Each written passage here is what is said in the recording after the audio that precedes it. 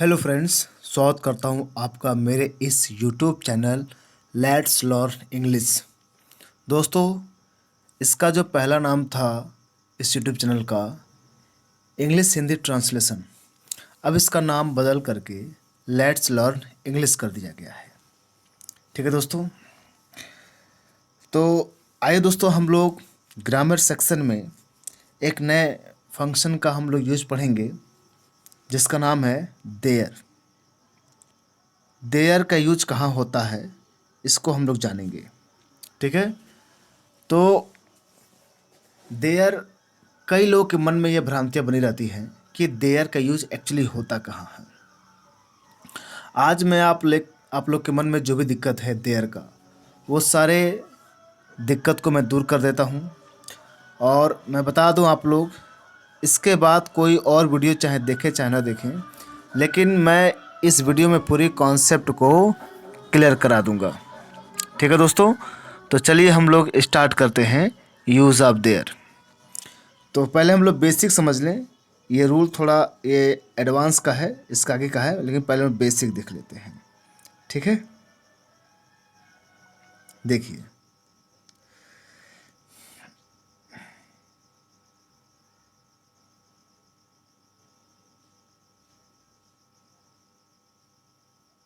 Yes, there. देखिए, there की meaning Hindi में वहाँ होती है, अर्थात देयर हिंदी में वहाँ कहते हैं। देयर का यूज सेंटेंस में किसी सब्जेक्ट का वर्णन न होने पर किया जाता है। यानी अगर देयर हम सेंटेंस यूज कर रहे हैं, मतलब ऐसे सेंटेंस में जहाँ सब्जेक्ट पता नहीं चल रहा है क्या होगा सब्जेक्ट, ओके, तो वहाँ पर हम इंट्रोडक्टरी सब्जेक्ट देयर का, मतलब पहचान के रूप में हम देयर का यूज करते हैं। देयर का मीनिंग और यूज को परिचय कराने वाला देयर कहते हैं। देयर मतलब ऐसी देयर का मीनिंग और यूज को परिचय देने वाले को हम क्या कहते हैं? देयर कहते हैं। अभी एक सेकंड, तो हम देयर कहते हैं। हाँ ठीक है, देखिएगा, यानी जहाँ पर हमें सब्जेक्ट पता न चले, सब्जेक्ट का वर्णन ना हो गया, वहाँ हम इंट्रोडक्टरी के रूप में किसका इंट्रोडक्टरी सब्जेक्ट देयर का यूज करते हैं। देयर का यूज कहाँ होता है, आइए आगे देखते हैं। पहले देख लीजिए सेंटेंस कैसे देयर के होते हैं, ये देख लीजिए। There was a king who lived in a big palace.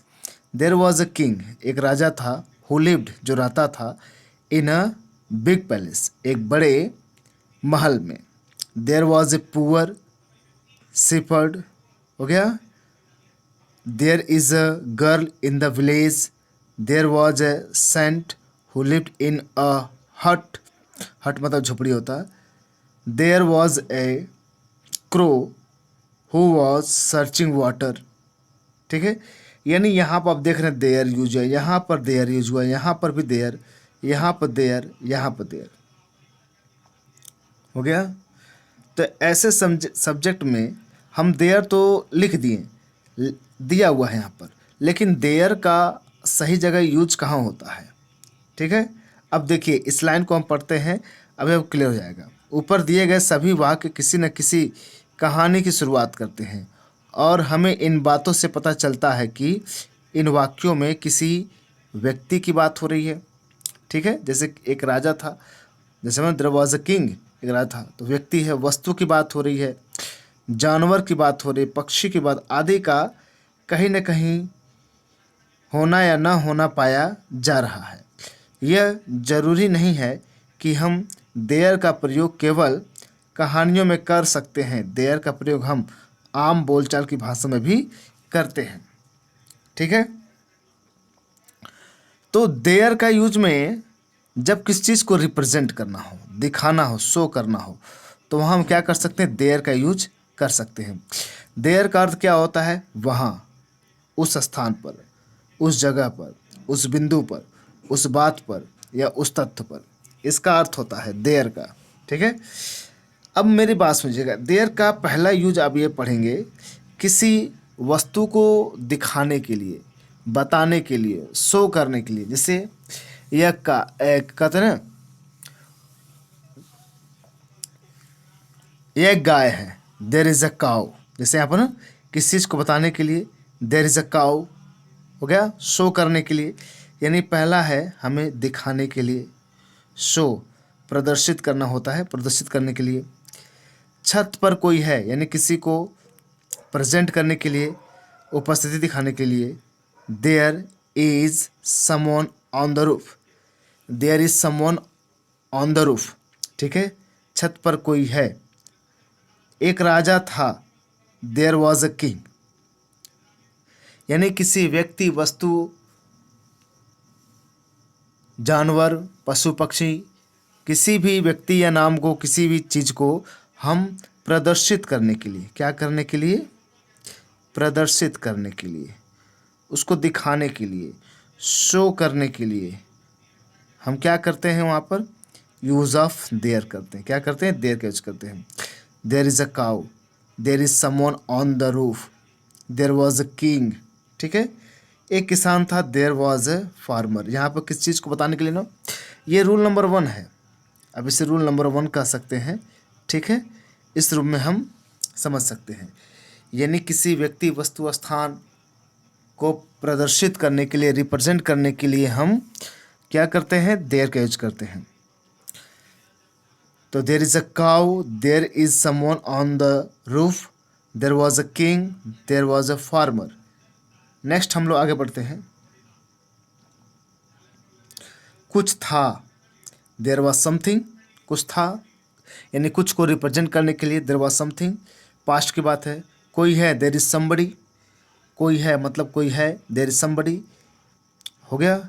मेरे परिवार में 7 सदस्य हैं। अच्छा, इसको रोकिए, 7वां और 8वें को अभी इसको हम अलग से रूल बना के समझाएंगे, लेकिन चलिए ठीक है, देख लीजिए। अगर किसी चीज़ में कोई चीज़ आ जाए, मैंने आगे समझाया है, अभी रूल आपको मिलेगा। किसी चीज़ में कोई चीज़ आए या किसी के अंदर की बात हो, जैसे मेरे परिवार में 7 सदस्य हैं, यानी 7 सदस्य कहाँ हैं, किस परिवार में है। मैं आपको कहूँ इस किताब में 500 पन्ने हैं, यानी पन्ने कहाँ हैं, किसी चीज़ में ना, तो किसी चीज़ में होने के लिए हम क्या करते हैं, देयर का प्रयोग करते हैं। तो देयर आर लिखा है, देयर के साथ इज भी आता है, आर भी आ सकता है, लेकिन ये डिपेंड करेगा क्या, उस वाक्य का जो सब्जेक्ट है, अगर वो सिंगुलर है तो देयर प्लूरल लगेगा, अगर सिंगुलर है तो इज लगेगा। जैसे 7 मेंबर्स की बात है, कौन है, सदस्य हैं, 7 सदस्य मेंबर्स हैं, 7 सदस्य ना, तो ये अगर प्लूरल है तो ये भी हमारा प्लूरल होगा, देयर आर। तो there are 7 members in my family, okay. भारत में 28 राज्य हैं, तो there are 28 states in India. अब देखिए आर लगा है ना, हो गया, there are 28 students in India. इस गांव में एक लड़का है, इसे बोलने क्या कहेंगे, तो लड़का है, इस गांव में एक लड़का है, तो क्या कहेंगे, देयर इज लगाएंगे, there is a boy in this village, okay. तो इज क्यों लगा, क्योंकि ये लड़का एक ही है ना, तो इज लग गया। यहाँ पर देखिए आर क्यों लगा, क्योंकि 7 नंबर्स की बात हो रही है। यहाँ पर देखिए 8 स्टेट्स है ना, इसलिए यहाँ पे आर लगा। यानी देयर के साथ जो सब्जेक्ट इज एम आर आएगा, वो कब किस पर डिपेंड करता है कि उसके आगे वाला सब्जेक्ट कैसा है, हो गया।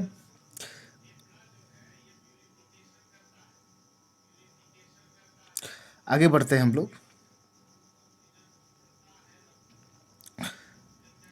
एन ऑब्जेक्ट के रूप में, एक ऑब्जेक्ट के रूप में देयर का यूज कैसे करेंगे। देयर का प्रयोग ऑब्जेक्ट के रूप में भी होता है। ऑब्जेक्ट के रूप में देयर का प्रयोग होने पर इसका अर्थ वहाँ होता है, क्या होता है, वहाँ, अगर ऑब्जेक्ट में यूज हो रहा है तो। ऐसी स्थिति में देयर से पहले वर्ब का प्रयोग किया था, क्या किया था, वर्ब लगाते पहले। रमेश वहाँ है, हो गया, मतलब वहाँ के अर्थ में ना, रमेश वहाँ, रमेश इज देयर, ओके। शेर वहाँ है, या वहाँ शेर है, the line is there, the line is there. गाड़ी है, गाड़ी वहाँ है, हो गया, इसका वहाँ है ऐसा होना चाहिए। Car is there, a car is there. मेरी कार वहाँ है, माई कार इज़ देयर, ठीक है, माई कार हो जाएगा। तो वहाँ के अर्थ में भी हम क्या करेंगे, देयर का यूज कर सकते हैं। तो राम इज़ देयर, उसके पहले सब्जेक्ट राम, सब्जेक्ट सिंगुलर है तो यहाँ इज़ लगा। शेर भी एक है, लाइन है कि यहाँ इज़ लग गया, आकार इज हो जाएगा। ठीक है, राम के साथ इज लगा है, द लाइन के साथ इज लगा है, आकार के साथ इज लगा है, माई कार के साथ इज लगा, क्योंकि एक एक की बात हो रही है ना, इसलिए। तो यहाँ पर सब्जेक्ट हो गया। उसके बाद हमने हेल्पिंग वर्ब देखा, मतलब जो भी वर्ब है, उसके बाद हमने देयर लगा दिया। ठीक है, THERE होगा, थोड़ा ध्यान दीजिएगा। तो Ramesh is there, the line is there, Aakar is there, my car is there. Okay, अब देखिए सबसे इम्पॉर्टेंट रूल ये है।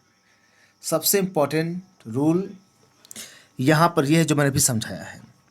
देयर का यूज इम्पॉर्टेंट रूल है। किसी चीज़ में कोई चीज़ के बारे में बात हो, किसी चीज़ में कोई चीज़ के बारे में बात की जाए। जैसे इस गांव में एक लड़का है, तो लड़का कहाँ है, गांव के अंदर है ना। किसी चीज़ में कोई चीज़ हुआ, इस किताब में 500 पन्ने हैं, किसी चीज़ में कोई चीज़ हुआ, इस शहर में एक नदी है, हो गया। तो किसी चीज़ में किसी चीज़ को नहीं बात की हुई, इस गांव में एक अस्पताल है, हो गया ना, ये सब इसमें ना। या किसी के अंदर की बात हो तो वहाँ पर हम क्या करते हैं, देयर का यूज़ करते हैं। तो देयर प्लस वर्ब आएगा, उसके बाद नाउन लगेंगे, फिर अदर वर्ड लिख देंगे। ठीक, जैसे पहले खेत में एक गाय है, खेत में एक गाय है, तो खेत में गाय है तो किसी चीज़ में कोई चीज़ है ना, तो देयर लगाएंगे। वर्ब क्या है, इज है, एक ही गाय है ना। There is a cow, there is a cow हो गया ना, गाय गाय एक है तो इस लग गया, there is a cow in the field. बाजार में दुकानें हैं, दुकान कहाँ है, बाजार में है, तो देयर लगेगा ना। There, there are shops, there are shops, there are shops in the market. अब शॉप्स लगा, SHOPS है, शॉप्स है, कई दुकानें आ गई, तो इसके साथ आर लगेगा कि नहीं, are. There are shops in the market. ठीक है, आगे बढ़ते हम लोग।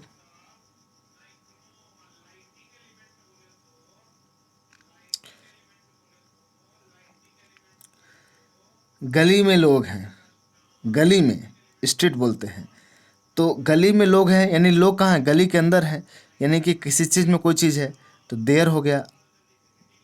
आर पीपल, पीपल प्लूरल होता है इसलिए आर लगेगा। कहाँ पर, इन द स्ट्रीट, यानी गली में, there are people in the street. कमरे में घड़ी है, तो घड़ी कहाँ, कमरे के अंदर है, तो देयर इज़ अ क्लॉक, एक ही घड़ी है तो इज लगाना, in the room, there is a clock in the room. छत पर चोर है, देयर होगा, होगा विल बी, फ्यूचर में ना, तो there will be a thief, there will be a thief on the roof. Okay, एक लड़का है, देयर इज़ अ बॉय, तो जाना है। मेज है, देयर इज़ अ टेबल। आइए एक निगेटिव भी देख लेते हैं दो तीन, क्योंकि अगर नॉट आ जाए तो नॉट उसी के बाद लगाइए, हेल्पिंग वर्ब के बाद। कमरे में पंखा नहीं है, तो किसी चीज़ के अंदर चीज़ की बात हो रही है ना, तो there is not a fan, there is not a fan in the room, there is not a fan in the room. Okay, तो there is not a fan, पंखा नहीं है कहाँ पर, इन द रूम, रूम में। गांव में कच्चे घर नहीं हैं, there is no mud houses, mud houses में से होता है मिट्टी के घर, तो देयर इज़ नो, यहाँ नॉट भी लगा सकते हैं, नो भी लगा सकते हैं, अक्सर नो लोग लगाते हैं, हो गया। नो भी लगा सकते हैं, नॉट भी लगा सकते हैं, कोई दिक्कत नहीं है। तो there are no mud houses in the village, यानी कोई भी मिट्टी घर नहीं है, हो गया, इस गांव में। मेरे कार्यालय में कर्मचारी नहीं है, क्या बोलेंगे, मेरे कार्यालय में।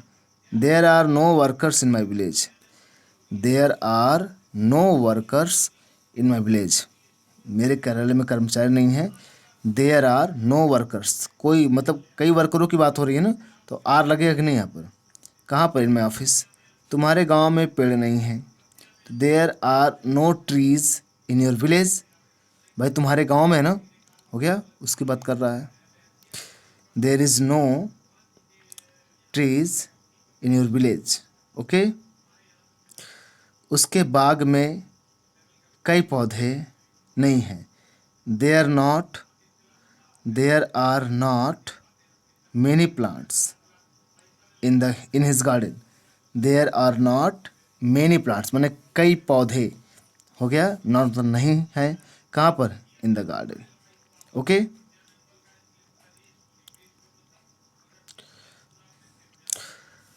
सो फ्रेंड, हमने देयर के यूज को, सभी कॉन्सेप्ट को जाना। ठीक है, हमने देयर के कहाँ यूज होगा हमने देखा, कई रूल थे इसमें, 2-3 रूल हमने पढ़ा। हाँ, किसी चीज़ में किसी चीज़ को होने, किसी के अंदर की बात हो, और किसी व्यक्ति वस्तु स्थान किसी को रिप्रेजेंट करने के लिए, शो करने के लिए, और तीसरा था वहाँ के अर्थ में हम लोग क्या कर देयर का यूज किए थे।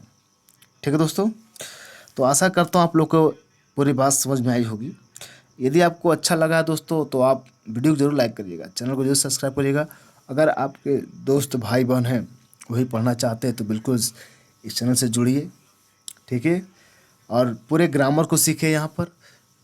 आप इस यूट्यूब चैनल पर जाइए मेरे, जो कि पहले इसका नाम हिंदी इंग्लिश ट्रांसलेशन था, अब इसका नाम लेट्स लर्न इंग्लिश हो गया है। तो आप जाइए देखिए, इसमें पूरे मैंने ग्रामर को कवर कर रहा हूँ मैं पूरी तरह, बिल्कुल शुरू से, बहुत ही गहराई पूर्वक। ठीक है दोस्तों, तो मिलते हैं हम लोग नेक्स्ट वीडियो में। Thank you very much.